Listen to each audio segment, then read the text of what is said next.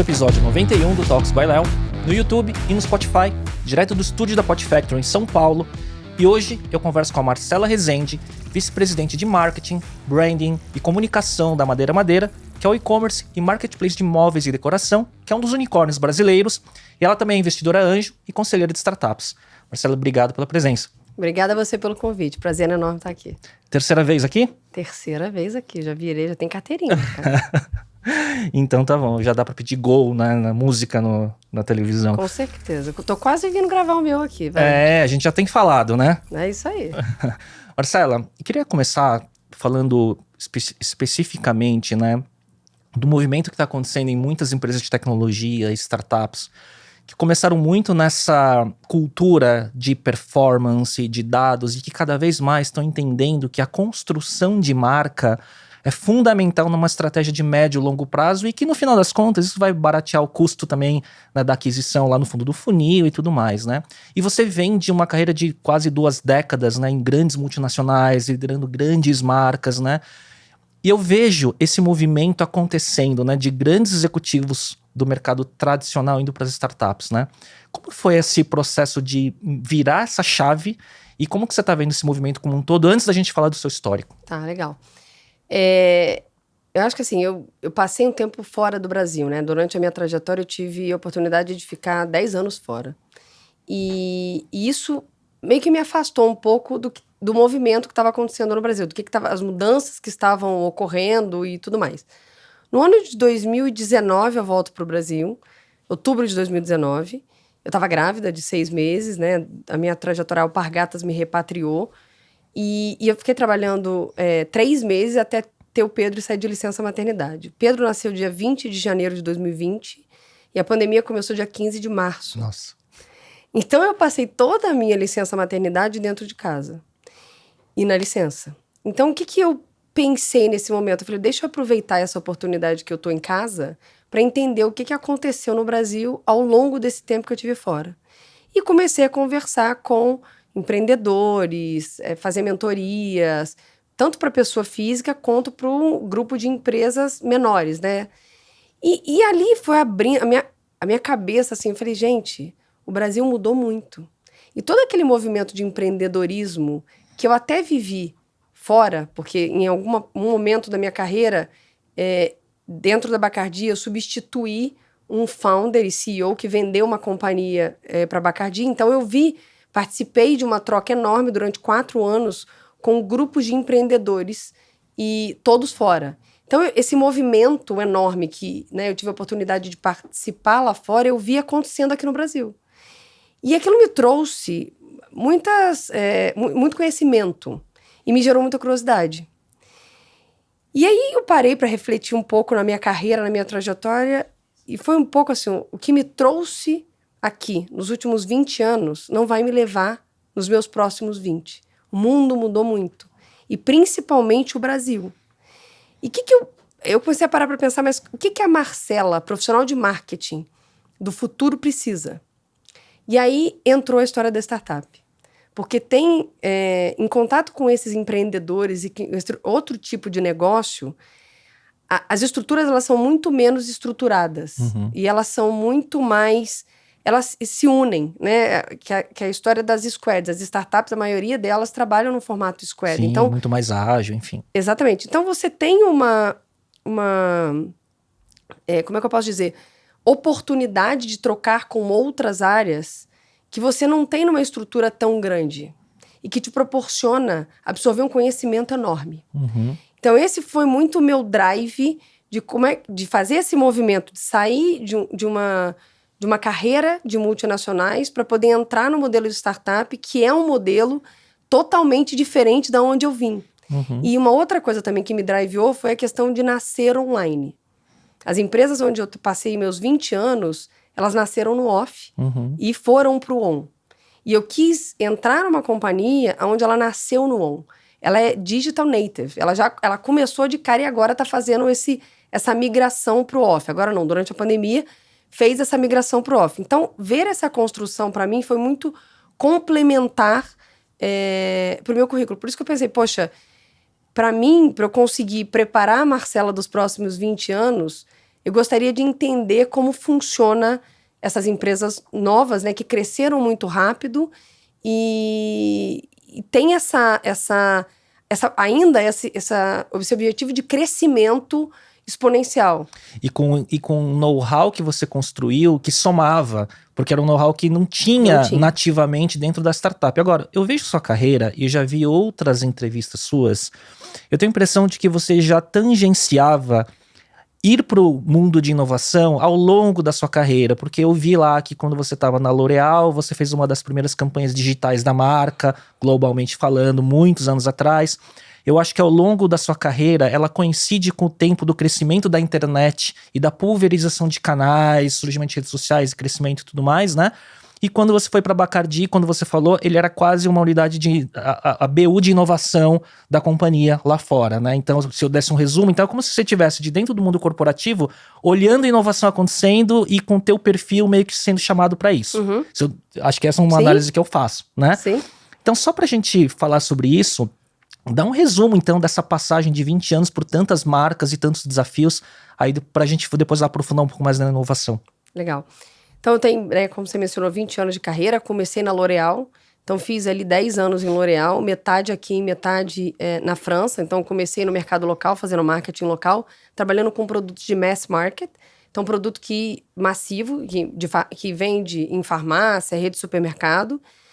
Aí, eu lancei um projeto em 2008, digital. Foi a primeira vez que a L'Oréal lançou na América Latina um projeto digital, que não foi fácil de eu conseguir subir, porque meu chefe não acreditava no momento no digital, e eu insisti muito, fiz até, sem ele saber esse projeto, fiz no paralelo, e quando eu estava pronto para lançar, eu entrei na sala dele e falei, eu preciso de grana para conseguir subir isso aqui. Esse que tinha Grazi? Era esse? Que tinha Grazi, exatamente. Também, Que foi em 2008, e totalmente, né, a gente gastava ali, em média que você gastava 45 milhões em mídia tradicional. E eu falei trouxe para ele uma análise e falei, se a gente quiser mudar o cenário atual, a gente precisa ir pro digital. E ele muito reticente, não acho que aquilo é o futuro. Eu falei, me dá uma chance. Ele falou não, e eu mesmo assim falei, convenci um fornecedor, uma agência, a trabalhar na parceria, 0 custo. Me coloquei à disposição, falei, o que tem aqui é a minha pessoa como assistente, então eu posso sair do escritório todos os dias, 7 horas da noite, trabalhar na agência e a gente sobe tudo. Você me ensina a programar. O que você precisar, eu faço. Então, você nem precisa alocar a equipe. Só que algumas coisas você vai ter que me ensinar. E ele topou entrar no risco. A gente ficou construindo esse projeto durante 6 meses e no dia de apertar play, eu fui pedir grana pro meu chefe. Com tudo pronto. Com tudo pronto. Graças a Deus, eu tinha o risco. Eu falei, se ele me demitir, eu não tenho, tanto boleto para pagar, porque eu não tinha filho, eu não era casada, era bem menos, os boletos eram bem menos. Aí eu falei, eu vou tentar a vida em outra coisa, mas eu precisava arriscar, porque eu realmente achava que aquilo era o caminho. E graças a Deus deu certo. Isso me rendeu a expatriação, eu fui para Paris. Esse projeto te projetou. Me rendeu. Que legal. E eles perguntaram o que eu queria. E aí eu falei, eu quero ir para Paris, mas a gente não expatria ninguém do teu nível. Falei, vocês estão perguntando o que eu quero. E foi muito na construção... Você era middle manager naquela época? Era. E era muito nessa construção, né, que a gente estava até falando quando eu cheguei, eu sabia o que eu queria. Então, quando eu entrei na L'Oréal, eu entendi o cenário e eu vi, bem, aqui tem 4 divisões. Tem o produto de mass market, tem produto de luxo. E eu tenho o mercado local, o mercado regional e o global. Se eu sentar nos 3 tipos de marketing, se eu fizer o mass market e o luxo, eu teoricamente vou ver o ciclo inteiro do produto. E em todas as etapas da matriz, né? Local, regional, global. Exatamente. Né? E aí, depois fica mais fácil para eu sentar em qualquer outra companhia. E foi isso que eu planejei. Então, eu comecei no Brasil, esse projeto me rendeu a expatriação, fui para Paris, fiquei 5 anos lá, nos 3 primeiros anos, fazendo todos os países emergentes, que era ali Middle East, Travel Retail, South Africa e América Latina. Hoje em dia é totalmente diferente, mas eles colocavam ali, os países estavam crescendo na mesma estrutura. Então, eu era entre o marketing, entre o global e entre o regional, entre o global e entre o local, e na sequência eu pedi para fazer desenvolvimento de produto, que é desenvolver do zero. Trabalhar com laboratório, aí eu fui para luxo. Desenvolvi máscara para Lancôme, lápis de olho, Ciclos enfim. de quanto tempo, assim, para lançar? Putz. 2 anos? 2 anos. 2 anos, porque tem... É tudo muito bem desenhado, a estrutura. Muito processo. Então, você tem que ter 2 anos ali. Acredito que hoje em dia tá bem menos, esse time frame ele diminuiu, mas na minha época, 2 anos. Tinha produto até que levava mais, porque às vezes a gente não conseguia chegar na fórmula ou não conseguia chegar no conceito. Então, a gente trabalhava mais do que esse período. E aí fiz esse desenvolvimento, depois voltei para o Brasil, também com a L'Oréal, para poder fazer localização de Maybelline. Maybelline, uma marca, né, americana, veio para o Brasil e estava sozinha ali. Começou a entrar Vult, quem disse Berenice. Porque lá fora é de entrada, né? Lá fora é de entrada. Só que aqui era mais não caro. Não era de entrada porque era produto importado. Sim. E aí me convidaram para voltar para a gente poder fazer essa localização. Então, entender o que a mulher brasileira precisa, localizar em termos de fórmula, em termos de cor, e também fazer uma produção local. Obviamente, respeitando os guidelines de Maybelline global, para você ter uma marca, a mesma marca no mundo, mas trazendo para aquela história do glocal, né? É global, mas você age localmente e pensa na consumidora. Eu voltei, isso no final não, 2013. Isso, mês de 2013. Volto ao Brasil para fazer Maybelline, depois eu recebi o convite da Estée Lauder para fazer MAC. Foi pro concorrente. Fui pra concorrência. E aí fiquei quase 1 ano. Foi quando o presidente da Bacardi Brasil, que tinha trabalhado comigo na L'Oréal, me convidou para poder sentar na cadeira de Bacardi e fazer diretora de marketing da Bacardi 14. Brasil. Isso. E aí fui pra Bacardi, fiquei na Bacardi 1 ano, Brasil. Então eu era diretora de marketing ali de todas as marcas do portfólio que estavam no Brasil. Então a gente tem Grey Goose e... Campari. Campari não. Campari é concorrência. Martini. Bombay Sapphire, Tequila Patron. Sim. Então tem bastante marca bacana ali. Fiquei 1 ano no Brasil. Patron, cujo founder, ele é do universo da estética, né? O The Joria, que era Paul Mitchell. Sim. E foi comprado depois, né? Exatamente. E foi comprado durante o período que eu estava em Nova York. Depois, eu já tinha entrado na Bacardi e estava sentada em Nova York nesse momento que foi. Eu falo isso porque eu assisto muito Shark Tank americano. Ah, legal. E ele era Shark. Legal. Lá. Me lançou um produto incrível, né? E aí, o que aconteceu? E eles enfim, aí falaram, Marcela, a gente tem uma oportunidade de ir pro México. Você não quer fazer o que você faz hoje numa cadeira no México, América Latina? Eu falei, beleza, vambora. Porém, eu tô namorando e eu não vou abrir mão da minha vida pessoal. Nesse momento, entrou vida pessoal. Até então, meu foco era profissional. Então, eu tava muito centrada ali em focar em construir a minha carreira, porque eu sabia onde eu queria chegar. Mas eu queria também construir uma família. E isso estava nos meus planos. Então você estava como diretora de marketing Brasil. E você podia virar diretora de marketing regional. Isso. E aí eu falei, ok, mas desde que minha vida pessoal precisa ser considerada. E eu não vou ficar morando no México. Eu preciso voltar 1 semana por mês. Se vocês toparem nesse formato, eu tô dentro. Toparam, então eu morava num hotel, ficava 3 semanas no México e 1 semana no Brasil, fazendo ida e volta. E ele, João, ia um fim de semana por mês. Pra lá. Então a gente se via 2 vezes. 1 semana lá e depois uma semana aqui. Isso, mas ele não ficava 1 semana, ele ficava um dia. Ele saía porque ele trabalha no mercado financeiro, não podia sair da mesa. Então ele saía na sexta-feira à noite, ia pro México, chegava sábado de manhã, passava a noite, voltava domingo à noite e direto pro banco. Chegava segunda-feira de manhã, direto pro banco. Não, e a gente se via então 1 fim de semana por mês e 1 semana por mês. A gente ficou nessa vida durante 1 ano. Na sequência, a Bacardi comprou Cachaça Leblon. Como a Bacardi faz inovação, investe em empresa pequena e tem a primeira opção de compra quando essa empresa quer ser vendida. E aí, Leblon apareceu no portfólio e eles me convidaram para substituir o founder e CEO. Aí eu era em Nova York, headquarters Nova York, sendo que tinha uma estrutura em Londres e Paris, ali Europa, então a gente vendia, tinha não só a equipe, mas também vendia para a Europa, Estados Unidos, então todo ali Estados Unidos, apesar do headquarters ser em Nova York, eu tinha que viajar os Estados Unidos inteiro, e Brasil, porque a gente fabrica no Brasil, né? Continua a fabricação sendo no Brasil. E aí você virou uma GM, então, uma General Manager da marca. No formato da marca Leblon. Você saiu da cadeira de marketing e virou uma... Entendi. E aí eles fazem, para ganhar velocidade, eles não colocam dentro da máquina Bacardi. Então, existe um grupo de marcas que trabalha de uma forma totalmente independente. Então, tem algumas estruturas que são compartilhadas com um negócio grande. Core, que é comercial, recursos humanos. Distribuição. Finanças. Então, isso sim, Eu uso do Bacardi, das marcas grandes, né? Eu usava. Só que algumas coisas, agência, homologação, processo, é Tinha que ser muito totalmente rápido. diferente. Então era uma aceleradora quase. Total. E aí, quando os business começavam a crescer e tinha potencial para entrar dentro da máquina grande, migrava para a máquina grande. Mas aí ficava esse grupo de marcas pequenas, startup. Sim. Startup. É uma startup dentro de uma multinacional. Você estava ensaiando já nessas... É isso. E aí eu vi ali muita coisa, como eu mencionei, eu vi muita... Novos métodos de trabalho. Total. E a gente trocava muito com outros founders e com outras marcas que também tinham sido compradas, que adquiridas. Outra conversa, não é igual executivos. Não. Então você tinha uma velocidade, um go-to-market, uma maneira de fazer as coisas muito mais rápida ali.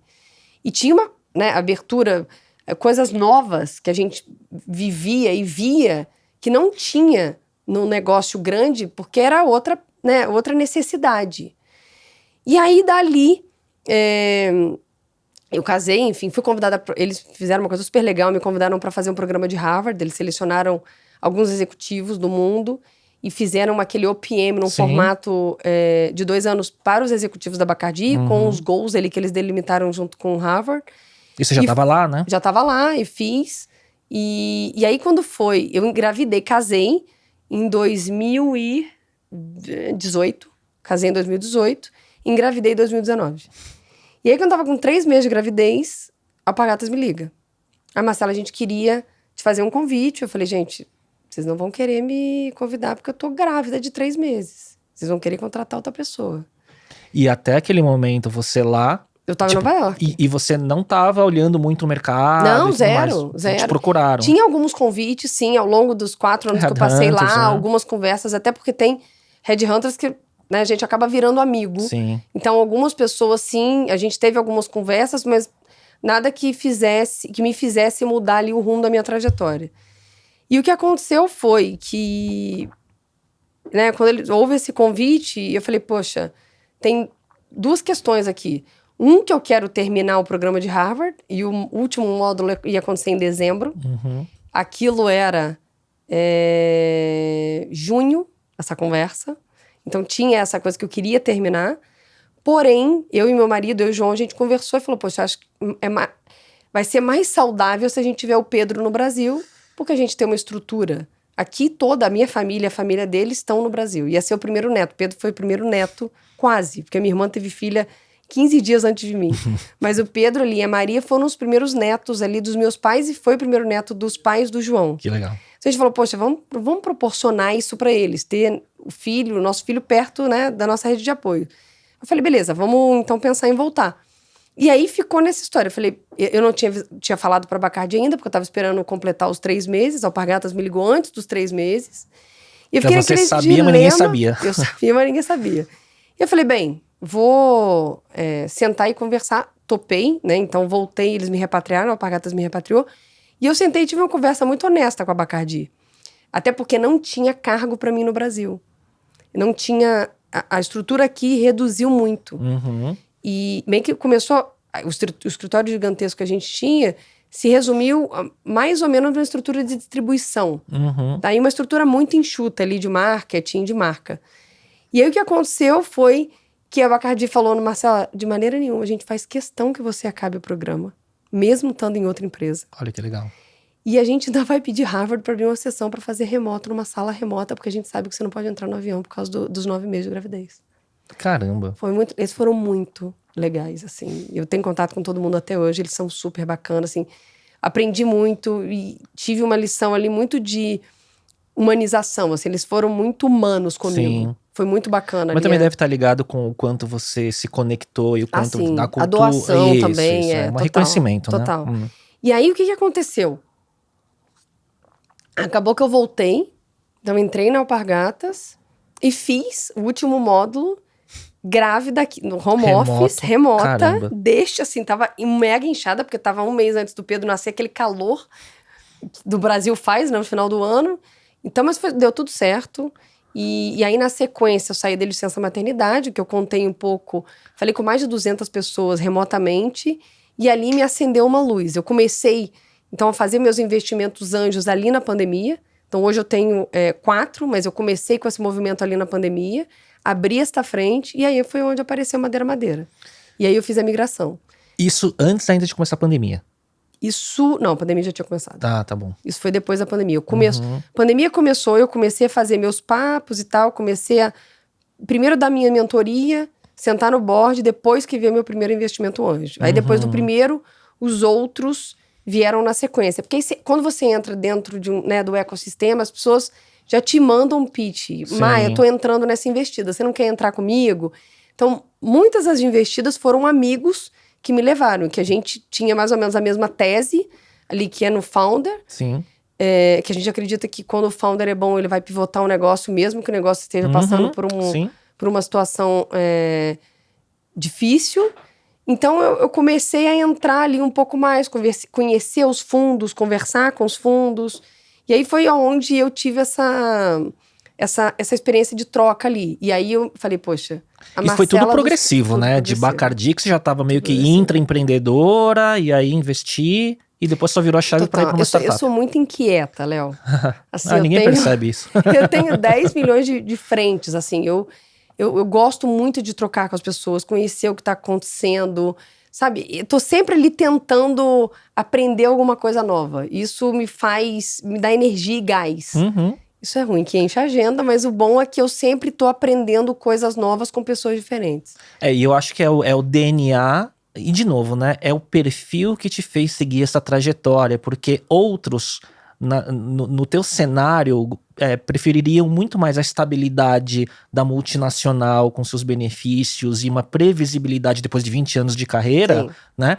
E que é parte de um tópico que eu coloquei na pauta para falar, porque eu vejo isso, né? Como eu tenho muito contato com alguns senior managers, né? Também na mesma faixa de idade, eu vejo muitos ensaiando, puxa, me chamaram de uma startup de tecnologia que estão procurando, seja um CMO, ou seja qualquer outro cargo C-level ou senior manager e tal, mas aí o cara vai, e depois dá para trás, porque pensa bem, né, no salário, benefício e tudo mais, né? Você é muito procurada por pares ou ex-pares do mundo corporativo para dar aconselhamento sobre isso? Sou, e não só isso, mas também uma nova geração, que ainda tá em dúvida. Eu tô em multinacional, será que eu migro? E já tá mais no middle management, não senior ainda. Senior e middle. Então eu tenho grupo de pessoas que Porque a idade não é mais questão, né? Eu tenho grupo de pessoas que troco, e eu tenho algumas pessoas que eu mentoro, mulheres, que se fazem essa pergunta. Mulheres que estão em startup, mulheres que estão em multinacional, e que eu troco ali bastante, e que vem muito pra mim com essa questão dessa pergunta. E tem uma coisa, Léo, que você tem que ser mão na massa. Esquece. Hoje em dia, né? Assim, a estrutura de uma multinacional, ela é muito mais organizada. E muito mais estruturada. E ela é delimitada. Numa startup, zero. Então, assim, a startup a bola tá quicando, quem pegar, pegou. E como é que a gente faz isso aqui para andar? Começa para uma área, vai para outra, aí você já não sabe de divisão de que área tá. Então, essa história de, você é VP de marketing, sim, mas eu faço coisa de... Tem vezes que eu faço coisa de analista e tá tudo certo. Então, eu não tenho esse problema. Busca o dado, né? Exatamente. Então, eu não tenho esse problema. Vou aprender coisa que eu não sei, deixa eu aprender, me meto em curso, começo a ler artigo. Você deve ter usado muito de tecnologia. Né? Total. E peço às pessoas, poxa, vou marcar um papo aqui? Pessoas mais júniores, assim, me explica um pouco sobre como é que funciona isso aqui, como é que eu faço para navegar. Então, isso para mim, assim, tem que ter esse mindset. E curiosidade, total, né? Total, porque é uma coisa, assim, é muito rápido. Enquanto na multinacional você sabe exatamente o que vai acontecer durante o ano. Você prepara o budget, prepara o plano, aprova, consegue a verba, aí você vai acompanhando ali, vai trazendo os resultados mensais, mas você sabe aonde tem os picos e aonde são as reuniões que você vai fazer os checking points. Na startup não é bem assim. Então, a coisa é, aconteceu isso, eu tenho que olhar para esse negócio agora. Agora, esse prato aqui tá caindo, então vamos para lá. Por mais que você tenha, assim, um planejamento, goals e objetivos, a coisa é... Então, assim, o que você quer dizer com isso, na minha visão, mais do que o skill e a experiência, é o perfil. Total. Então você foi já, então, muito franca com algumas pessoas que te procuraram e você falou, acho que o seu perfil não é isso. Total. Porque é o que mais você tem que fazer, né? Total, porque você tem dois tipos, né? Você tem aquele profissional que ele gosta muito de estrutura, processo, organização. Isso é assim, isso é muito mais multinacional do que startup. E tem aquele outro profissional que é curioso, que mesmo que não seja uma bola dele que ele entra, que coloca a mão na massa, que é você não saber o dia de amanhã. Sim. O dia de amanhã pode ser que, migramos, temos que fazer... esse projeto aqui vai ficar parado, porque aquilo ali entrou na prioridade e tá tudo certo. Você tem que saber lidar bem com isso. E tem o inverso também, né? Então, tanto alguém que tá numa grande empresa multinacional tradicional, que tem toda essa questão de estrutura, e a pessoa pode estar infeliz lá porque precisa desse ambiente mais, não seria a palavra caótico, mas talvez mais dinâmico, né? Mas deve ter o inverso também, né? De gente que tá em startup que estaria melhor em Big Corp, né? Total. E tem muita coisa que acontece, que é essa história que eu falei... Que sofre, né? Pela incerteza, né? Total. E tem uma coisa que a gente não mencionou, que são as Big Corps, ou as empresas gigantes, que têm braços onde são startups. Que é um pouco do que é a Bacardi. Sim. Tem vários outros exemplos que fazem isso, que tem unidades de negócio dentro de uma estrutura gigantesca, onde funcionam como startups. Sim, e tá fazendo M&A, né? Fazendo aquisições. Exatamente, né? que tem essa mentalidade, que é o que a Bacardi, que eu mencionei que eu participei de um processo dentro da Bacardi. E tem outras multinacionais também fazendo a mesma coisa, empresas brasileiras que estão fazendo isso. Então tem esses 3 formatos, e eu acho que é questão de perfil. Acho que não tem certo ou errado, entendeu? Com certeza, acho que tudo depende. Agora, uma pergunta de curiosidade, você não precisa dar uma resposta muito objetiva, direta, mas olhando essa trajetória, você acha que o próximo passo dentro dessa sua régua evolutiva, darwiniana, profissional, seria ser uma founder?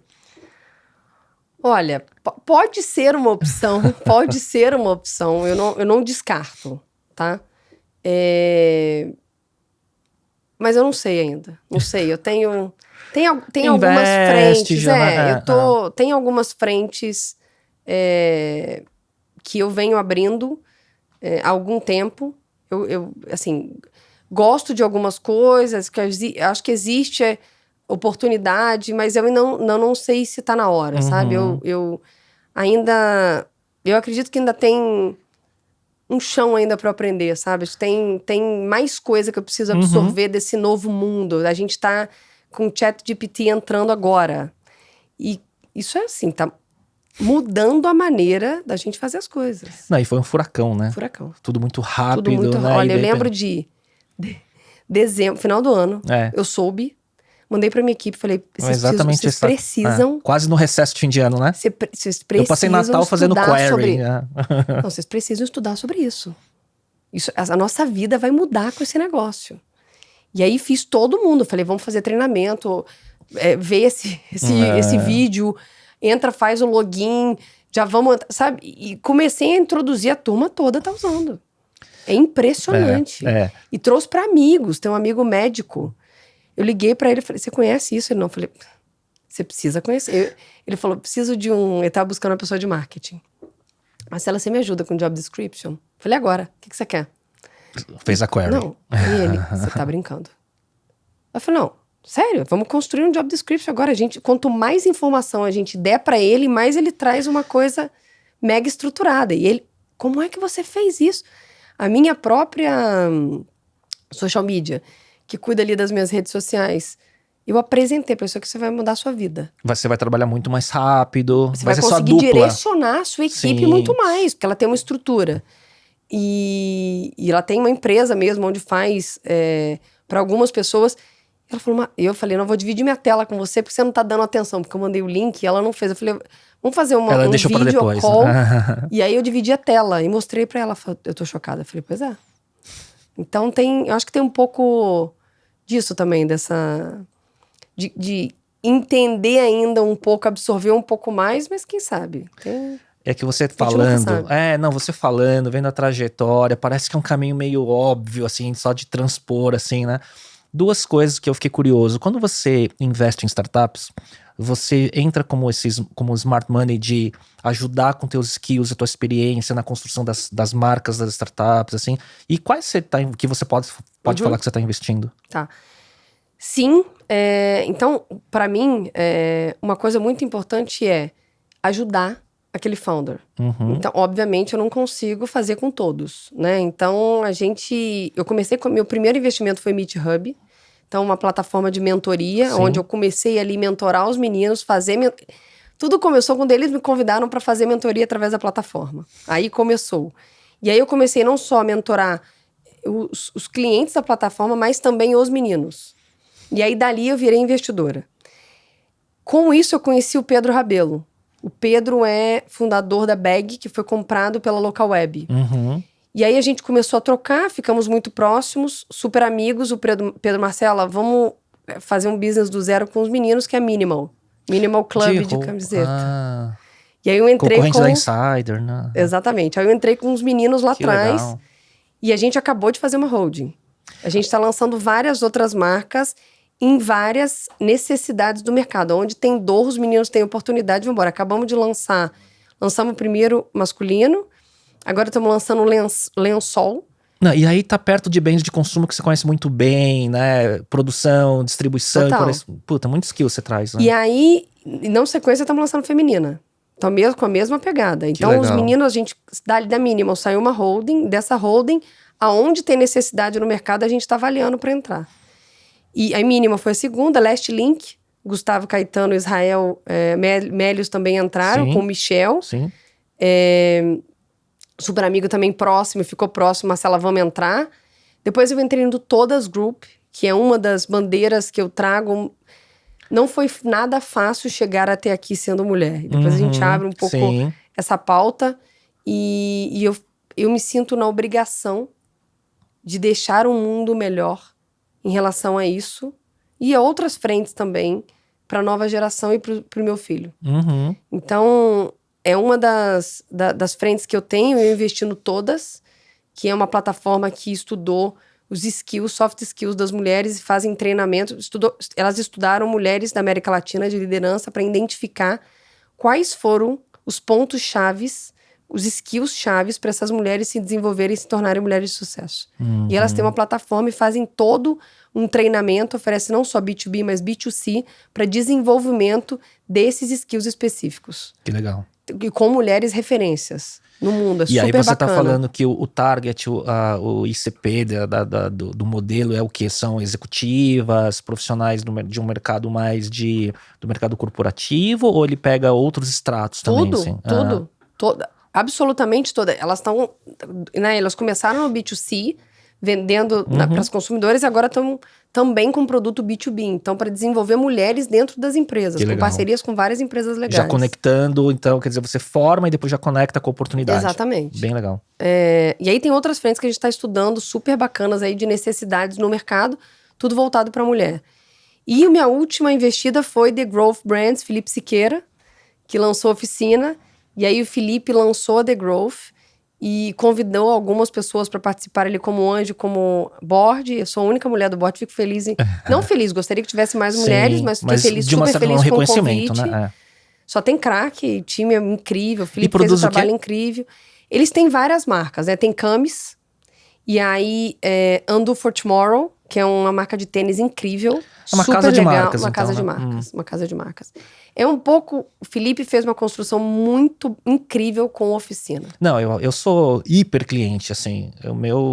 Todo mundo acha que eu sempre uso a mesma roupa, mas é que são várias da mesma, né? Da oficina, entendeu? Sou muito fã. Não, ele fez um trabalho incrível. E aí a ideia é fazer isso em vários negócios, em várias frentes distintas. Com o framework que ele aprendeu. Exatamente. De nicho, de qualidade. E colocando tecnologia, essa questão de CX, né, que ele até é mentor e dá aula lá no G4, Sim. de como é que você atende cada vez melhor o seu consumidor, como é que você atende uma necessidade dele, colocando ele no centro do negócio. Então tem uma... E aí entrei nessa por último. É legal isso, porque são DNVBs, mas que são DNVBs que não estão reféns de você ter uma celebridade, por exemplo, como o cara da marca. Porque tem muita DNVB que começa nesse princípio e esquece do produto. Não tem? Total. Né? A Camis é um super case de influenciadoras e que não tem a cara de uma específica. Exato. Então, a Luísa sou super fã, fez um trabalho incrível de desenvolvimento ali de toda essa parte de influência, mas sem linkar a uma pessoa especificamente. É que também não tem... Tá todo mundo testando fórmulas, né? Mas eu acho, Léo, que esse é um outro gancho que é... Eu acho que os os influenciadores, os grandes influenciadores, eles precisam pensar nisso, né? Se ver como uma marca. Uhum. Tem Alfredo Soares, tá lançando um livro agora com o Nizam. Todos somos uma marca. Tô fazendo merchan aí, Alfredo, olha lá, hein? E aí ele, enfim, a gente trocou na construção desse livro, tem várias pessoas ali dentro do livro, e eu trago essa parte, né? Nós fizemos algumas trocas e eu trago essa parte. O que a Chiara Ferragani tá fazendo lá fora, que é uma influenciadora onde ela, né, criou várias coisas ali com o nome dela. Ela não vende somente ela e o que ela usa. Ela criou marcas ali com o nome dela. Isso, muitos influenciadores estão fazendo, então, eu acho que é uma coisa que vai crescer ainda cada vez mais. Eu acho que a gente tá só no início do que pode vir aí pela frente. De como é que você pega os seus valores como influenciador. Porque o que acontece? Quando você contrata um influenciador, você tá nada mais, nada menos que, obviamente, que você quer pensar na conversão, no fundo ali do funil, mas não necessariamente o ROI. Direto, né? Ele é direto. Mas por que você tá pegando os valores do influenciador e está colocando a sua marca? É uma troca de valores ali. Então, quando você pluga com uma pessoa, o que aquela pessoa tem de valores de construção que vai emprestar para a minha marca? Então, um pouco disso que acontece. Os influenciadores precisam entender como é que se eles lançam a marca deles, eles vão estar colocando todos os valores e as construções que eles fizeram ao longo da trajetória dentro dos produtos, para poder estar ali apresentando para o público. Então, acho que é uma forma extremamente smart de abrir mais uma frente dentro dessa frente de influência. Sim. Que é algo que já existe há muitos anos, não é de hoje. Ela só mudou de formato, né? Quando a gente contratava a Grazi e a Aline Moraes, as celebridades na época de L'Oréal para poder fazer o offline, isso já era marketing de influência, mas ninguém falava. Com a internet, isso aumentou, exponenciou e abriu um leque para todas as pessoas serem influenciadoras. É que você marca plataforma e canal também. Exatamente. Não só a imagem Exatamente. dentro da plataforma da indústria, por exemplo, né? Mas eu vejo que você tem, por exemplo, o desafio que eu vejo e onde alguns erram é assim, uma coisa é um influenciador, um creator, uma celebridade ter um alcance e ser conhecido. Então, vai o topo do funil. Outra coisa, a pessoa ter autoridade. Total. E outra coisa que me parece, e vendo até iniciativas de live commerce e tudo mais, é a construção da comunidade. Então, a pessoa pode ter autoridade, mas não ter uma comunidade forte. E daí também não vende. Correto. Né? Então tem camadas total. aí, né? Por isso é que eu falo que todos somos, né? Concordo com o Alfredo, todos somos uma marca. Porque as pessoas, elas têm que se ver como os influenciadores precisam entender que é uma construção igual você faz para uma marca. Sim. Igual você faz para uma empresa. É uma coisa que não se constrói da noite pro dia, tem que ter estratégia, tem que ter pilares. E a base do branding tem que ter frequência, consistência e você tem que trazer uma comunicação próxima e humanizada. A mensagem. E isso faz a construção da comunidade que, consequentemente, quando você se abre ali, né? Você tem toda essa parte, abre como um canal, quando você começa a trazer ali os seus valores, tangibilizando em produtos ou serviços, é muito mais fácil para você conseguir atingir o público. Você deu um resumo, mas dando como exemplo o canal de influência ou de creators ou de DNVBs e tudo mais, dos pilares fundamentais da construção de marca. Total. Que você deu os 3, né? Frequência, consistência e a mensagem, né?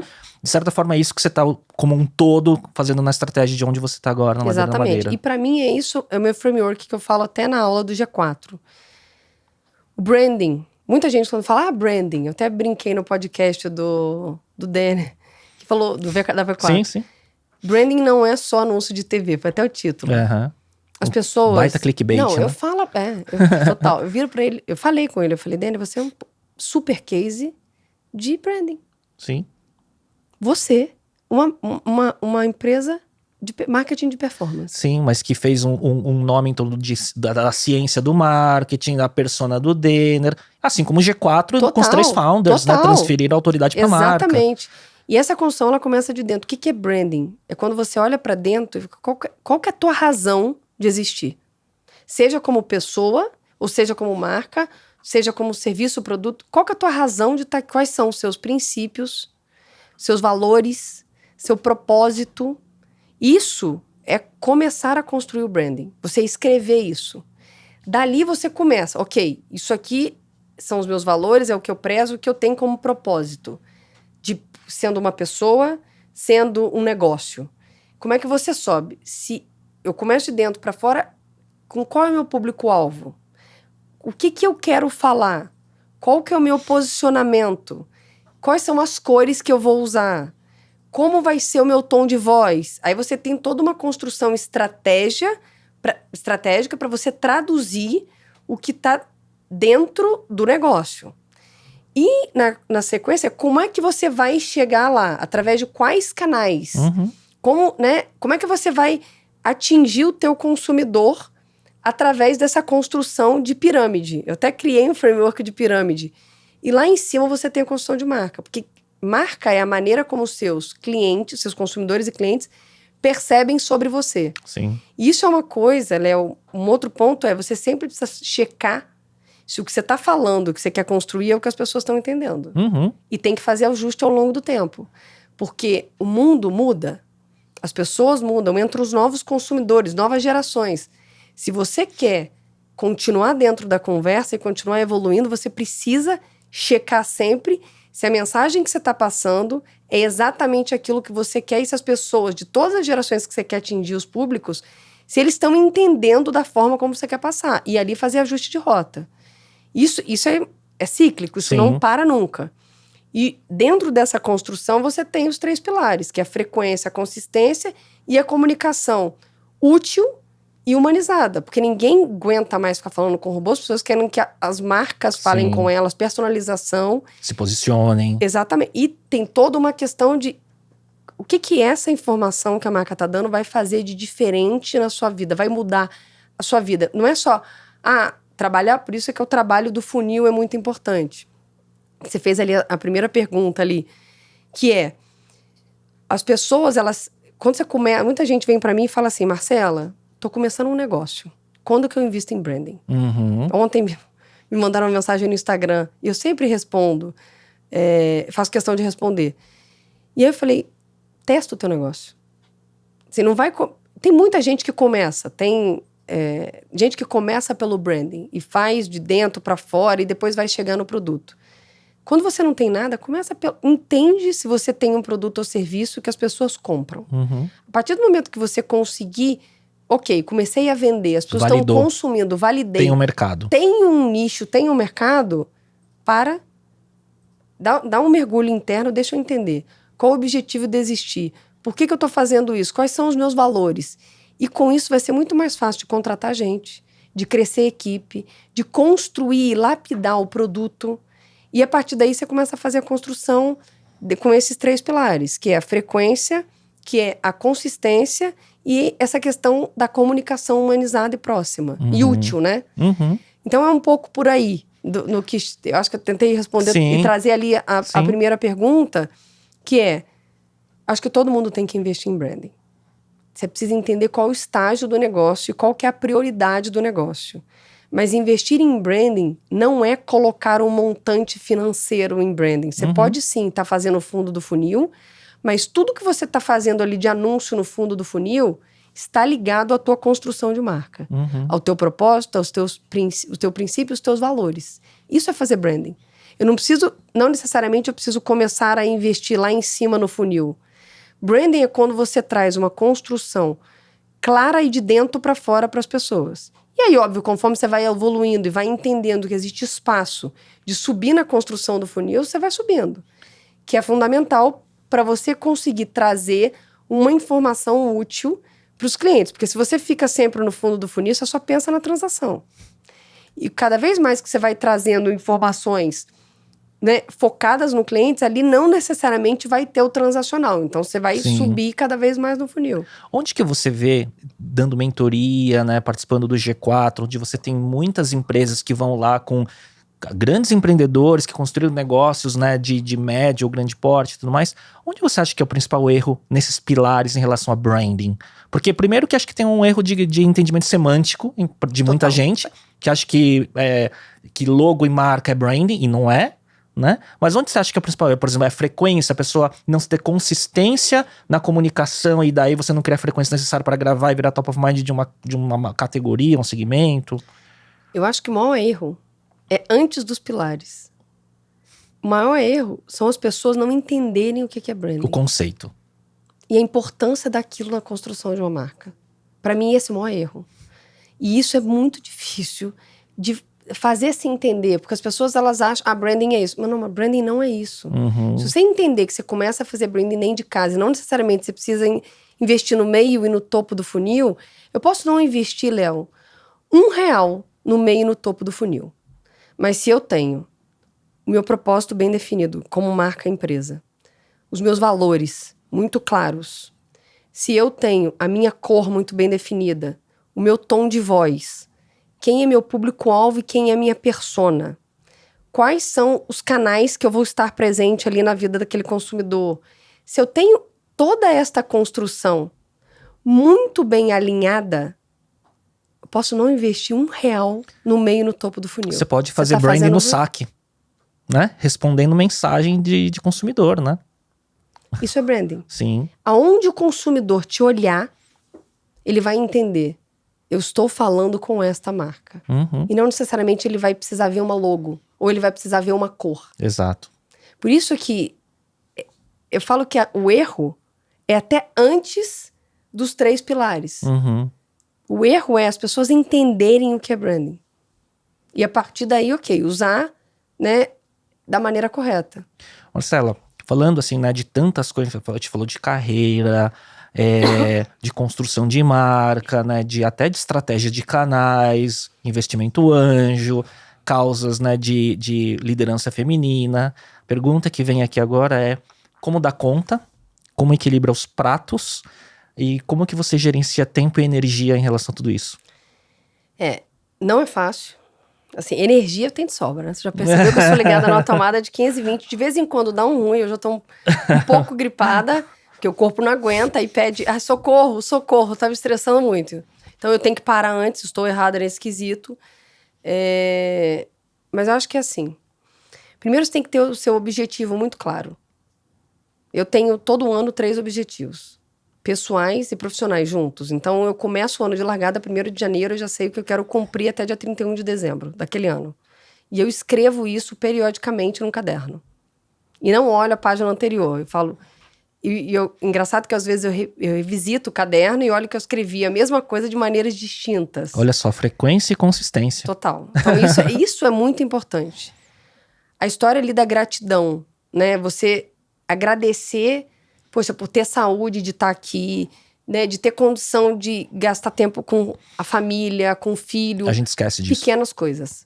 Porque a gente entra num modus operandi automático tão acelerado. Sim. Que às vezes a gente precisa parar e olhar para o lado e entender, poxa, né? Obrigada a Deus por tudo que eu tenho e reconhecendo as pequenas coisas. Pequenas coisas. Sim. Porque às vezes a gente tem uma tendência você tem que ficar muito com o pé no chão, sabe? Você tem a tendência... mas às vezes você tá reclamando de alguma coisa, mas você olha e fala, eu tô reclamando disso por quê? Então, eu tenho muito essa questão do objetivo e da gratidão. Praticar a gratidão e entender ali por que eu sou grata pelas pequenas coisas no meu dia a dia. É uma base do seu framework. É né? isso. E eu aconselho isso a todo mundo. Todo mundo. Porque, e todos os níveis. Porque se você não tem esse objetivo claro que você quer atingir no ano... Sim, é muito mais fácil você tomar suas decisões. Muito mais fácil de você... Falar não. Total. Porque chega um ponto, e acho que é o seu caso, que boas oportunidades não faltam. Total. Mas não dá pra... Não dá pra abraçar o mundo, esquece. Tem uma frase que eu falei num episódio recente, que em inglês é mais fácil, era You can anything, but you can't everything. Exactly. Né? Exatamente. Não, é isso. Uhum. Então, esse é um ponto. Ter uma rede de ajuda. Então, eu não consigo hoje ser quem eu sou se eu não tivesse uma rede de ajuda. E aí, é minha família, a família do João, amigos e os funcionários que a gente tem. Então, sim, staff, né? Exatamente, não tem como. Então, tem que ter uma rede de apoio no lado pessoal. Não tô falando no profissional, sim. Não tem jeito. E com todas essas frentes, entender que são muitos pratos. Eles vão cair. E tá tudo bem. Você acha que isso é um grande aprendizado com a experiência? Total, Porque, por exemplo, total. eu sou acelerado, sempre fui muito ansioso e sempre tô olhando onde a bola tem que estar e não onde a bola já chegou. E aí você perde um pouco do negócio da gratidão, entendeu? Total. E nunca tá satisfeito. E aí... E aí a idade e terapia vai ajudando tudo isso. A idade, maturidade, terapia, mentoria, Sim. experiência, vai te colocando em perspectiva. E se esse prato, obviamente, né, eu não vou falar o prato vai cair, não. Se tem coisas sérias que estão com risco de cair, aquilo é muito importante na tua vida, você não pode deixar aquilo cair. Não você é tem assim, que dar se uma cair, atenção. caiu, claro. Não, claro. você tem que dar uma atenção. É deixar o prato cair com responsabilidade. Ciente de, putz, eu não vou responder isso agora e tá tudo certo. E amanhã eu resgato isso aqui e a pessoa vai esperar. Ou isso aqui não tá na minha prioridade agora. Nos próximos 3 meses eu não vou encostar nisso aqui. Obviamente, eu não deixo as pessoas sem um retorno. Aí é uma regra minha, né? Se eu tô fazendo uma coisa, eu falo, olha, isso aqui eu não vou conseguir fazer, isso aqui vai entrar na prioridade, isso aqui fica para depois. Então, não é que eu, né, vou deixando... Obviamente, também tem uma questão ali de WhatsApp, e ele vai chegando, chega uma hora que você não dá conta, mas... falência da comunicação. Total. Porque os pratos, eles vão, né? Conforme você vai abrindo frente, o prato aumenta, a quantidade de prato aumenta. E tem uma coisa... Eu percebo que você é muito boa, assim, pelo pouco contato que a gente teve prévio a gente gravar, você é muito boa e eficiente na comunicação. Isso eu... Então, por exemplo, eu te sou mandava... direta. Tinha WhatsApp seu 10h30 da noite, tô esperando a pauta. Dia seguinte respondi, briga. Cara, no caminho, vou atrasar.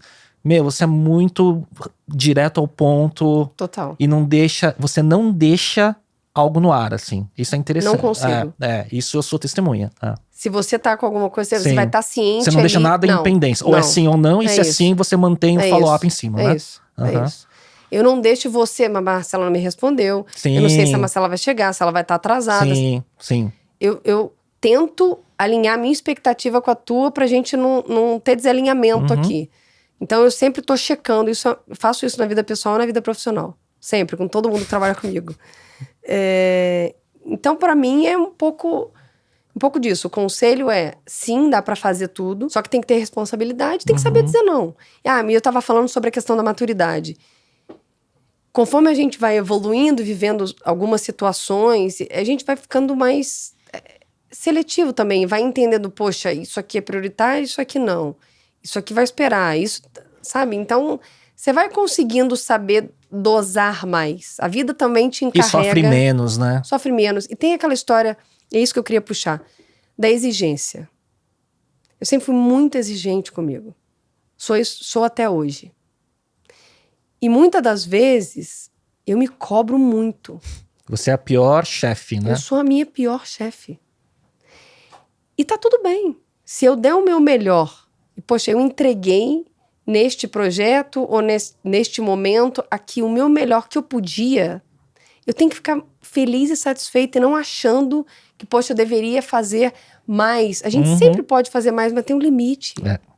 Então, entender e saber dosar isso e estar com a consciência tranquila em relação a isso também é muito importante e eu acho que vem com a maturidade. Marcela, você com tudo isso, né, com a sua experiência profissional, que o escopo foi aumentando, né, de carreira, de vida pessoal, de mãe, de investidora, como é que chegam as mulheres para você pedindo ajuda, mentoria, e como que você consegue encaixar tudo isso? Eu tô rindo, mas foi treta chegar até aqui. Não foi fácil, sendo uma mulher, chegar até aqui. E até hoje, tem coisas que eu enfrento e que eu passo, que eu me questiono, eu falo, mas como assim a gente tá em 2023 vivendo isso?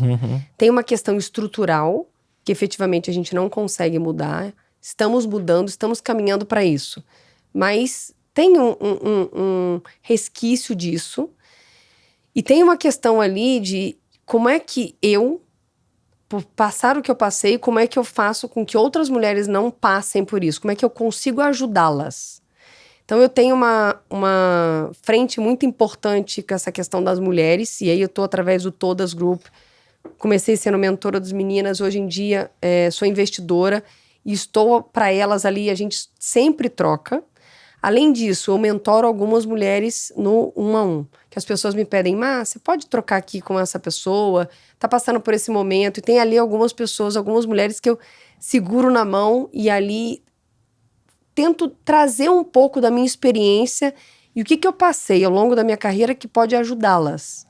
Então, mesmo que eu não consiga fazer algumas vezes 1 hora de mentoria, eu falo, me manda um áudio no WhatsApp, aquela história da comunicação. Como é que eu posso te ajudar? Eu gravo um áudio ou eu escrevo uma mensagem. Eu sempre estou buscando tentar ajudá-las baseado no que eu vivi e no que eu aprendi até hoje. Essa é uma frente muito, muito, muito importante na minha vida. E eu vejo até hoje, infelizmente, muitas mulheres competindo. Mais do que entre homens. Mais do que entre homens. Você já foi uma dessas? Já, porque o sistema te coloca nessa situação. E às vezes você não tem consciência daquilo que você está fazendo. E essas viradas de chave, soft skills, você acha que foi mudando com o tempo, com a vida pessoal? Total. Nascimento do Pedro, ter passado por uma pandemia, ter evoluído como líder, como pessoa, como mãe, como mulher. Eu não vou te dizer que foi uma coisa, óbvio que a pandemia e o Pedro ter nascido foi uma virada de chave grande na minha vida. Mas eu ter a possibilidade de ver talvez aquela competição de fora, falar, gente, mas eu fiz isso não tá correto. E eu tenho hoje, para mim, se eu puder ajudar uma mulher, isso para mim é prioridade na minha agenda. E você vê esse dilema nas mulheres executivas, na carreira corporativa, isso recorrentemente, o mesmo dilema? Dilema de quê? Tá falando da competição, de crescimento de carreira, de equilíbrio do papel executiva, mãe. Total. É sempre, obviamente, que em proporções diferentes ou em nichos distintos, mas são sempre os mesmos questionamentos, Léo. Então, muitas mentoras me ajudaram. Falaram, vai por aqui, não vai por ali, não é bem assim. Me ajudaram e me guiaram. E eu te digo assim, eu acho que ainda tem muito caminho para percorrer, mas eu não conseguiria chegar aqui se eu não tivesse tido ajuda de psicólogos, de mentores e mentoras para poder me ajudar. Para você ser uma pessoa e um profissional melhor, você precisa de ajuda de outras pessoas, outros profissionais que estudaram sobre aquilo. Então, ao longo da minha trajetória, essas pessoas me ajudaram e não só eu ter passado por situações fizeram com que eu... Poxa, isso aqui que eu tô fazendo, isso não é legal. Eu tenho que mudar aqui, eu tenho que evoluir aqui. Tem que ser uma pessoa melhor. Então, eu acho que, de novo, como eu falei, eu acho que ainda tem um caminho longo para eu trilhar, mas até agora eu consegui fazer não só com a minha experiência, mas com uma rede de ajuda. Então, assim, esse autoconhecimento de buscar o conhecimento ou ajuda em algum tema de qualquer esfera da vida, isso está muito presente para você. Apesar de você ser esse dínamo de realização, você tá permeável sempre a aprender o que você tá... Com todos os níveis e cargos de pessoas e de todas as áreas, assim. Eu aprendo muito com a minha equipe, muito. Eu aprendo muito com as funcionárias todas que trabalham lá em casa. Eu aprendo... E são, às vezes, situações pequenas do cotidiano. Eu falo, poxa, interessante, eu não tinha pensado por essa ótica. Seja por experiência ou seja por soft skill. E tenho humildade de reconhecer. E não tem problema nenhum de dizer tô errada. É isso aí, obrigada pelo feedback, vou melhorar, incorporar e vambora. A gente sempre pode ser uma pessoa e um profissional melhor. E tem uma outra frente que eu acho importante eu trazer também, que é uma das minhas causas, que é a educação. Por isso que eu tô com os meninos no G4, por isso que eu faço questão de ajudar nessas frentes onde eu posso. Eu acho que nosso país, ele vai mudar se a gente conseguir dar educação de base para todo mundo. E eu tive a oportunidade de nascer numa família que me proporcionou isso. Então, se eu puder fazer isso para outras pessoas, não só para o meu filho, mas para as outras pessoas, para mim é um privilégio e me sinto honrada de conseguir ajudar. E eu acho que é um pouco por aí. Se cada um fizer o seu pedacinho, se a gente conseguisse dar educação de base para todo mundo, com certeza o cenário ia ser diferente. Tudo que você falou, né, dessas iniciativas, além do hard work do dia a dia, ele tá de certa forma ligado à educação, né? Seja mentoria, seja todas e tudo mais. Ele é conteúdo, ele é conhecimento, experiência, né? De certa forma, né? E materializado de formas diferentes. Tudo se interliga. E nessas duas frentes, assim, tem a frente... E eu me sinto mais... para eu poder ter uma causa, eu tenho que me sentir confortável naquilo. A questão de... Pra você se doar, né? Porque você não consegue E fazer... a questão de mulheres é uma coisa que eu vivi na pele. A questão da educação é uma coisa que eu vejo hoje. Cada vez que eu tenho acesso à informação, a cursos... Eu sou outra profissional, sou outro tipo de pessoa. Então, isso pra mim é algo que é do meu dia a dia.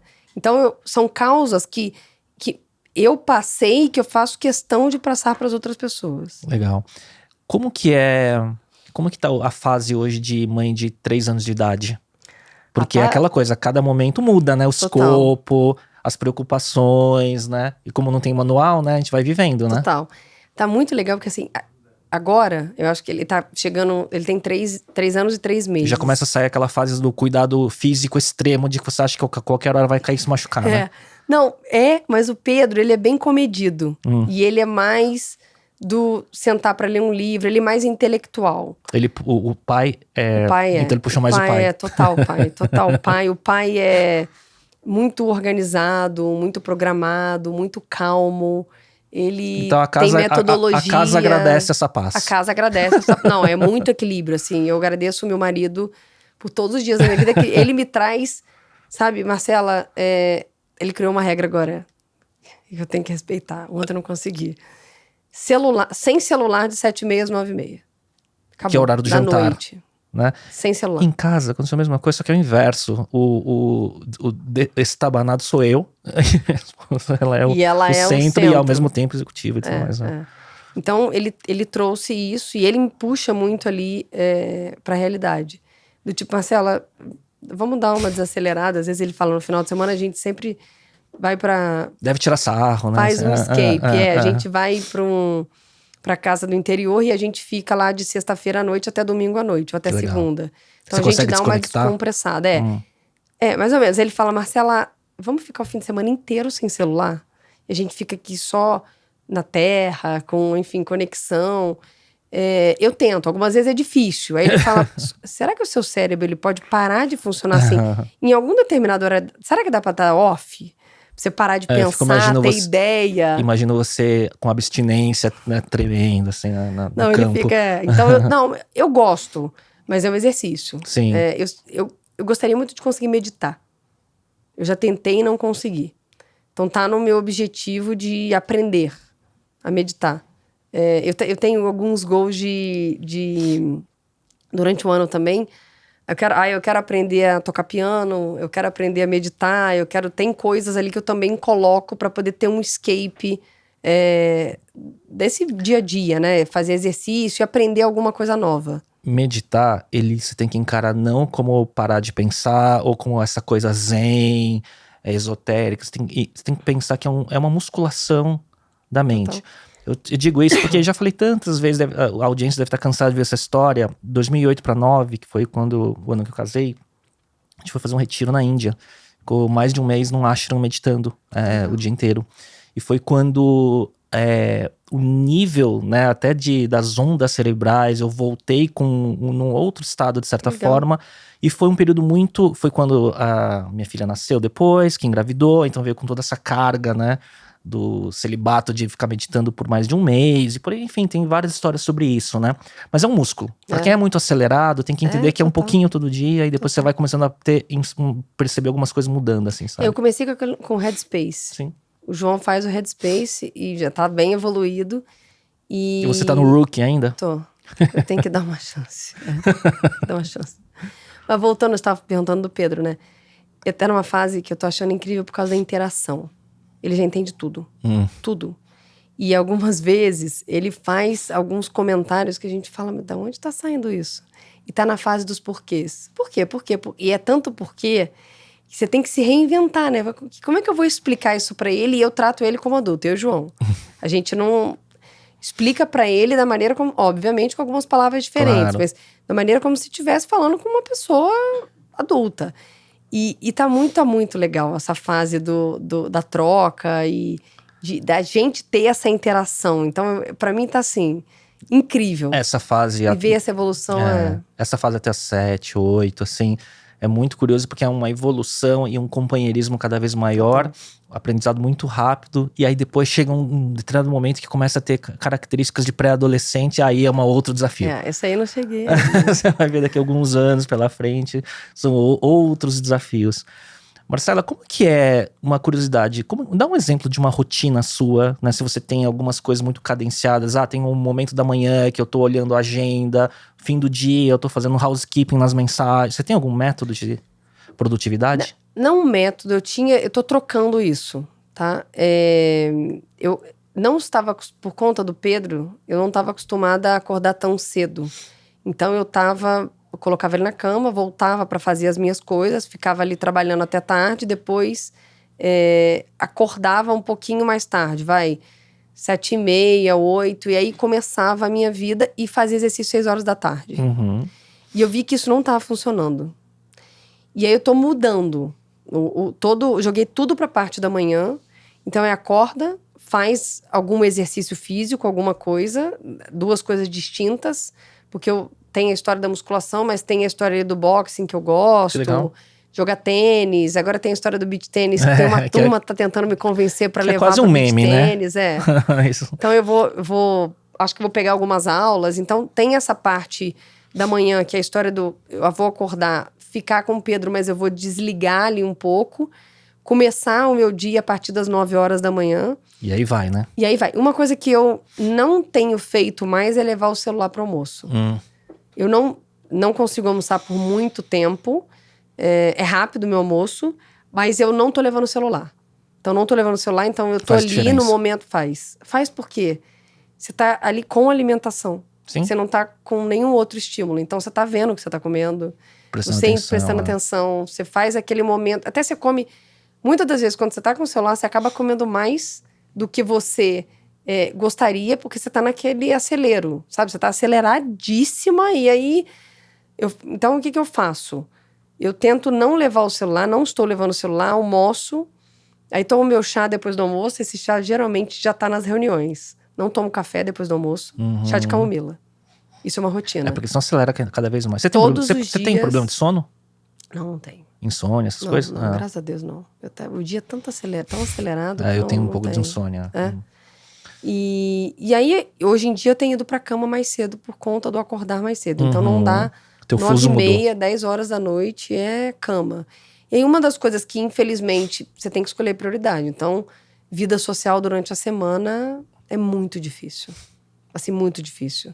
Então, você tem que escolher a prioridade. Você tá ali com a família... ficar de boa com isso, né? Porque muda e tá tudo mesmo. certo. E é isso. Eu já tive o meu momento de ter muita vida social. Você descobre outros prazeres em outras rotinas, eu acho, né? Vez ou outra, sim, pra ver uns amigos, sair, mas depois conhecer sente, gente legal. Nossa, não é? de acordar. Às vezes é um drink, tarde, 2, já dia seguinte você já tá ferrado, Total. né? A energia já muda. Total. Eu também, vixe. Total. Enfim. Marcela, eu tenho sempre perguntas, né, sobre ferramentas de desenvolvimento pessoal. Você falou, né, sobre mentores, terapia, você quer aprender meditação, você falou sobre hobbies, que vem beach tennis aí pela frente, né? Mas indo para uma reta final, eu queria perguntar assim, o que você pode compartilhar de projetos que vem pela frente, né? Se tem alguma coisa que você possa falar. E eu tenho uma pergunta que eu esqueci de fazer, assim. Você falou que você tem a sua social media e tudo mais, porque eu vejo o seu conteúdo pessoal nas redes sociais muito intenso. Tudo seu é meio intencional, parece tudo muito planejado. E você tem um personal branding dos pilares que você fala no seu Instagram, principalmente e tal. É muito sólidos, assim. Como que é a sua rotina de produção? Eu tenho uma pessoa que me ajuda, então a gente faz isso juntas. Eu trago ali pra ela das construções, aquilo que você falou. A pauta, a estratégia sua. Santo de casa tem que fazer milagre, né? Não dá pra eu fazer recomendação de construção de branding e de comunicação pras empresas se eu não começo a fazer comigo. Com a tua marca, né? Então isso foi proposital. Porque lá durante a pandemia as pessoas começaram a me pedir ajuda, meu Instagram era fechado, eu não fazia nada. Eu falei, pera, pra eu te ajudar eu preciso entender como é que faz. E aí eu fui estudar, comecei a fazer, e aí viu, ok, isso aqui funciona, isso não funciona, e agora eu posso, baseado na experiência, dar conselhos e guiar as outras pessoas. Sim, existe uma construção ali dos pilares que eu quero passar. A gente faz isso. Ela trabalha o conteúdo todo na sexta-feira, então ela trabalha o conteúdo às vezes de uma semana ou de 15 dias. E aí ela aprova com baseado nos pilares. Ela coloca tudo no Notion, super organizada. Coloca tudo no Notion e no Canva.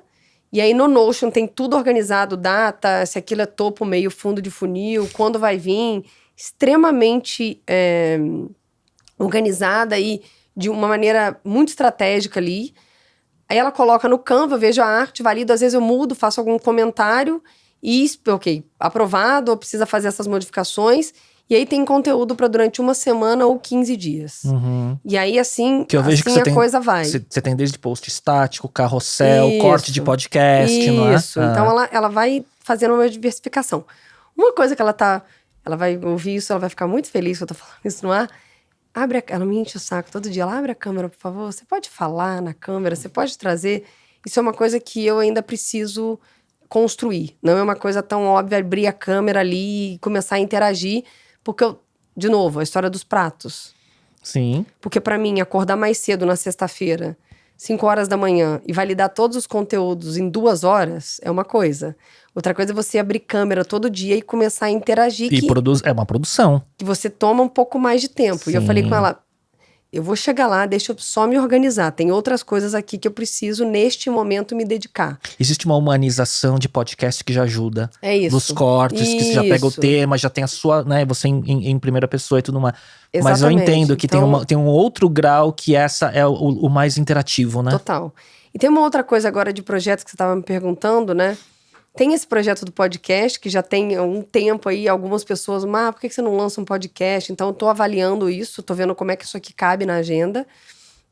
A história dos boards, eu quero fazer um curso, tô buscando aí qual é o melhor do Brasil, ou seja, vou fazer alguma coisa fora. Legal. Para poder sentar em board e fazer isso de uma forma estruturada. Hoje eu sento baseado na minha experiência, mas eu quero fazer curso e quero aprender como fazer isso da melhor maneira possível.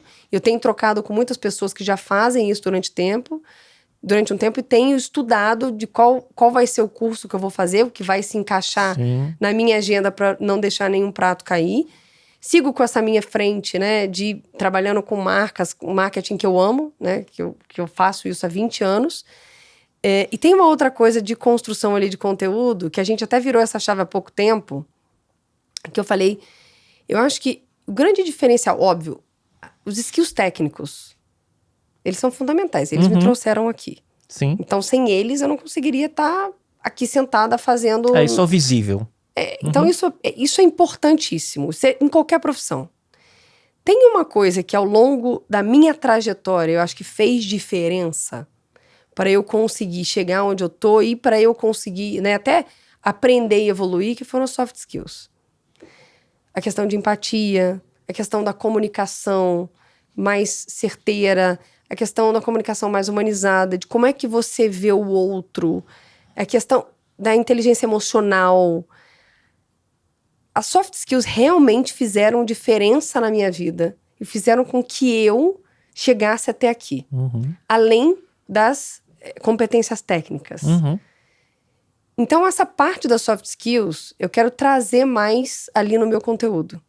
Porque eu trago muito essa parte, né, ou técnica, ou de como equilibrar os pratos, mas efetivamente, o que eu tive que fazer, o que eu tive que aprender e como é que aquilo me fez chegar onde eu cheguei. Então, a gente vai mudar um pouco essa pauta e a gente vai começar a trazer a questão ali, quais foram os soft skills que fizeram a diferença na minha vida? Como é que eu uso elas? E qual formato você pode usar, né, para passar isso da melhor forma, né? Porque é uma coisa mais... É o máximo da humanização de como você vai passar esse conteúdo, né? Então, isso é uma frente também que a gente está abrindo, a gente vem conversando bastante sobre isso, estamos construindo em conjunto sobre quais são essas soft skills que a gente vai trazer, e isso para mim é algo que vai ser uma virada de chave ali na minha criação de conteúdo. Muito legal. E assim, de verdade, não é sempre que eu vejo uma conversa onde tem um walk the talk muito claro, assim, porque às vezes você né, entrevista e tal, mas você sabe que tem algumas coisas que estão um pouco turbinadas, melhor embalado e tudo mais, mas é fato. Acho que eu vejo isso na sua construção de marca pessoal, carreira e atitude, né? Dia a dia, né? Então... Léo, tem uma coisa muito marcante na minha personalidade que eu não consigo falar se eu não tiver feito, ou se eu não estiver fazendo. Ou se você não acreditar, né? Eu não tenho competência para falar de algo que eu não fiz, ou que eu não passei, ou que eu não vivi. Eu não consigo... Sabe o fake until you make it? Eu não consigo fazer Tem isso. gente que faz bem. E tudo bem E também. não tô criticando, mas a minha personalidade Sim. não é assim. Então eu não vou conseguir chegar aqui e falar sobre algo que eu não tenho... que eu não tenha vivido. Seja na minha vida pessoal, seja na minha vida profissional, que eu não tenho carregado ao longo da minha trajetória, que eu consigo falar aqui de coração aberto pra você. Você acha que a tua objetividade às vezes assusta algumas pessoas? Totalmente. Quando você começa a trabalhar em um ambiente novo, assim? Total. Não trabalhar no ambiente novo, mas eu acho que mesmo em ambientes que eu já tô há bastante tempo, tem algumas pessoas que recebem isso de uma maneira mais fácil, outras pessoas que recebem de uma maneira mais difícil. Uhum. E o meu trabalho hoje é como é que eu, para essas pessoas que recebem de uma maneira mais difícil, como é que eu consigo explicá-las que não é para levar pro lado pessoal? Porque isso... Quem tem que fazer a leitura é você, de como, né, transmite e depois... Mas eu tento algumas vezes entender um pouco de quem tá ali, meu interlocutor. Sim, sim. De como é que eu posso trabalhar essa objetividade ou não. Como é que eu... Né, às vezes eu tenho isso, e isso é uma coisa que a coaching e a psicóloga me ajuda muito, de como é que ali... com as minhas interlocuções, como é que eu vou trazendo ali, sem perder a essência da Marcela e a objetividade, mas fazendo às vezes de uma maneira um pouco mais sutil, às vezes Sim. mais rápida, mais objetiva. É tudo por questão de ganhar tempo e até poupar o outro lado. Eu não... É mais efetivo, sabendo, né, como transmitir. Isso é uma coisa muito forte da minha personalidade. E uma outra coisa se tem uma frase que me traduz... que as pessoas falam, poxa, mas o que é a frase que te traduz, assim, de quem é você? Então Diga. espera isso para as perguntas e Então, bate-bola aqui no final. spoiler. Então não fala essa frase. Okay. Marcelo, então, já fazendo esse gancho, eu vou fazer, então, eu sempre tenho aqui no finalzinho um bate-bola de 5 perguntas. Tá bom. Vamos ver o que vem, vai no improviso, se é que você não tinha se preparado antes. Manda bala. Um hábito que te ajuda no dia a dia. Um hábito que me ajuda no dia a dia é me organizar. Organizar ali o meu dia. Como é que vai ser meu dia? Eu sempre olho de manhã a minha agenda. Tanto a minha agenda profissional, do trabalho, quanto a agenda pessoal. Pra entender ali, ok, como é que eu vou organizar, que eu preciso de... Às vezes eu olho até no dia anterior, mas eu sempre checo no dia anterior e na manhã seguinte. Só pra checar, ok, deslocamento, essa reunião, isso aqui, o que eu preciso me preparar. Então, sempre checo a agenda no final do dia e no início. E no domingo... Final do dia, no domingo, eu faço só um recap rápido ali da semana. E aí, todos os dias, eu faço à noite e de manhã. Olhando as duas agendas. 2 computadores diferentes. Um pessoal e um profissional. Você que comanda a sua agenda ou EA? Eu tenho uma secretária na vida pessoal. Não na vida profissional. Que legal. Na vida profissional, eu não tenho ninguém. Eu faço ali, controlo a minha agenda, as minhas reuniões, tudo. Na vida pessoal, eu preciso de uma secretária. Que Patrícia, legal. um beijo, maravilhosa. Eu não consigo viver sem ela. Ela, assim, meu anjo. É ela que me ajuda com tudo. Eu preciso organizar isso no clube, eu preciso ir no aniversário comprar presente, eu preciso ir pra casa. Existe um grupo dos meus funcionários com ela. Então, todo mundo que precisa de alguma coisa manda mensagem pra ela. Eu tava jantando 3 semanas atrás com uma amiga que também... Foi C-level de várias empresas de tech e tudo mais, uma das melhores amigas. E mesma coisa, ela tem um staff e tem uma chief of staff. Que é a que demanda todo mundo e tem acesso a tudo dela. É isso. Né? E ela tem casa aqui, headquarters em Londres, né? E tá tudo bem por conta dessa estrutura. E isso é uma arte. Porque às vezes as pessoas ficam se martirizando de não dar conta, que é simplesmente montar uma estrutura. Total. Né? Isso é uma baita inteligência. Isso sem isso, não dá nem pra funcionar, assim... Isso por si só é um tema de montar framework para ensinar pessoas, assim, no mesmo nível que não conseguem fazer isso, né? Não, e ela tava até... Engraçado que há 2 dias atrás, eu tava com a babá do Pedro. Eu falei, vamos ligar pra Patrícia pra agradecer ela. Porque ela tinha resolvido um negócio tão rápido, incrível. Chegou lá em casa. Eu falei, Paty, a gente só tá te ligando. Eu e a Cia, babá. Pra dizer que você é incrível. Obrigada por tudo, pela parceria que, assim, realmente E ela é além, porque ela é parceira. Sabe, parcerona? Sim. Ao invés dela cumprir ali as tarefas e fazer o follow-up, ela é parceira. Tá tudo bem, tá precisando de alguma coisa. Não, isso daí são... Isso é... Talvez a pessoa mais importante para se ter na rede de segurança, né? Um livro que você recomenda?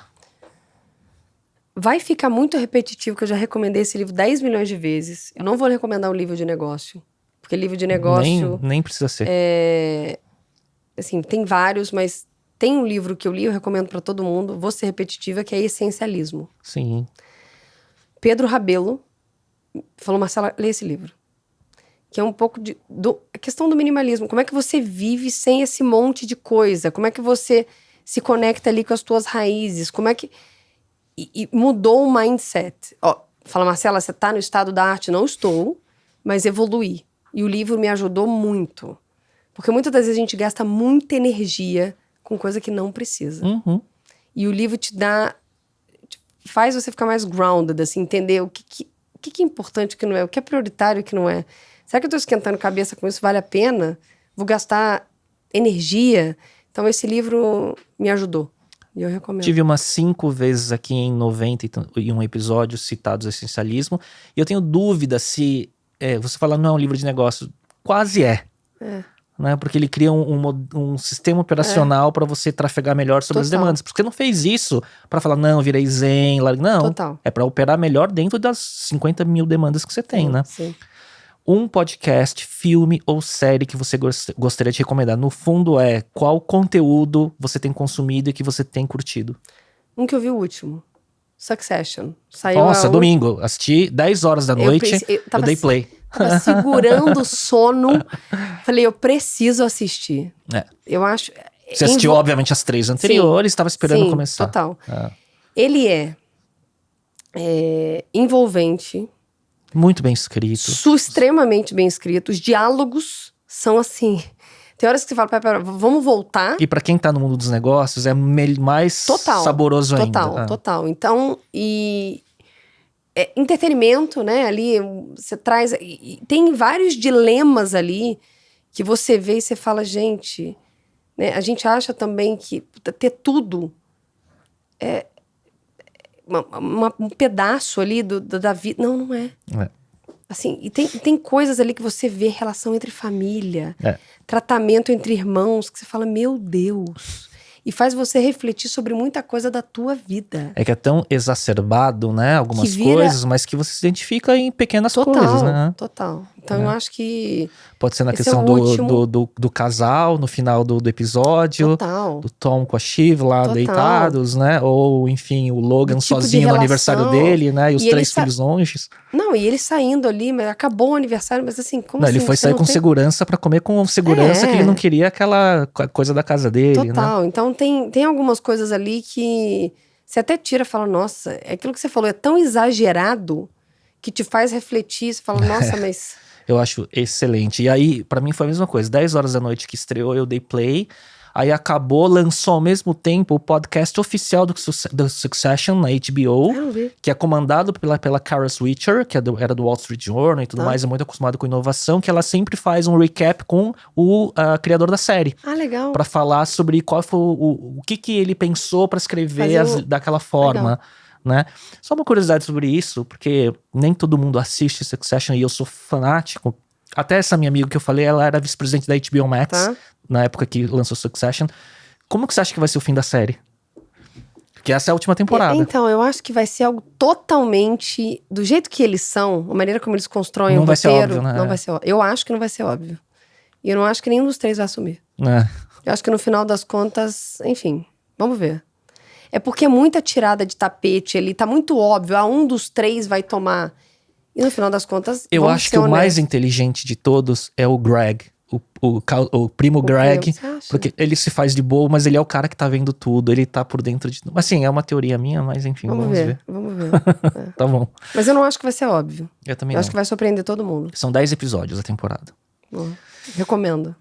Um app não óbvio que você usa com frequência. Todoist. Todo dia. Lista de tarefas. Todo dia. Meu marido ainda no final de semana falou, você tá botando errado as tarefas. Vamos fazer aqui só um recap de como a gente utilizar melhor a plataforma, o aplicativo.